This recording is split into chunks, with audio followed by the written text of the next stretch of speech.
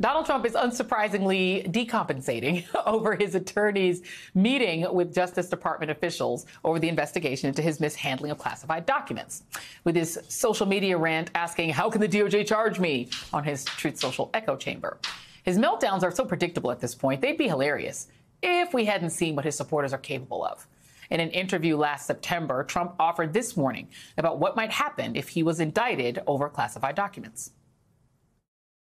I think if it happened, I think you'd have problems in this country, the likes of which perhaps we've never seen before. I don't think the people of the United States would stand for it. What kind of problems, Mr. President? I think they'd have big problems, big problems. In that interview, Trump also claimed that being indicted would not stop him from running for president again in 2024, and followed this warning from Senator Lindsey Graham. If there's a prosecution of Donald Trump for mishandling classified information after the Clinton debacle, which you presided over and did a hell of a good job, there'll be riots in the streets. What, no tears? Trump was so fond of Lindsey's suggestion, he injected it on social media right into the veins of his biggest fans, which, as we all saw, is a recipe for disaster. One we all saw play out on January 6th after he summoned a mob of his political violence supporting followers to lay siege to the U.S. Capitol with his "Be there, will be wild" tweet. In shades of January 6th, Trump similarly tried to rile up his supporters ahead of his indictment in Manhattan in the hush money payment scheme, calling for protests to take our nation back and warning of death and destruction if he were to be charged.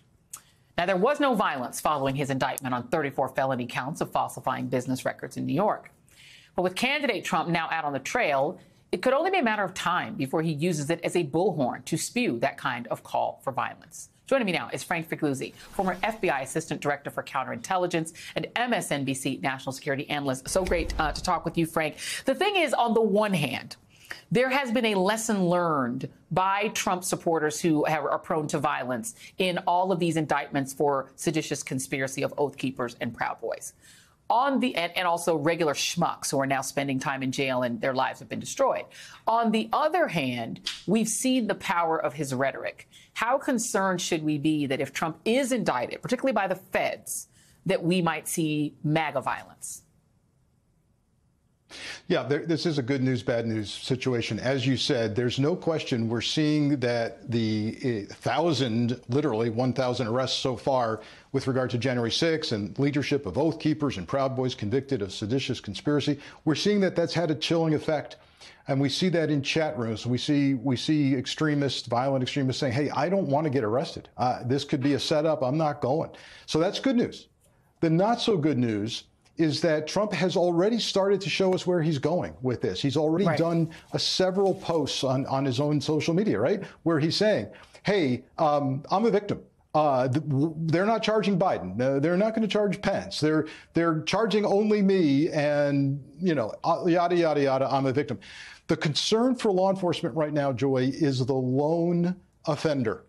They're already all over Proud Boys, Oath Keepers, to the extent they can, right? Because domestic terrorism law doesn't exist in the United States.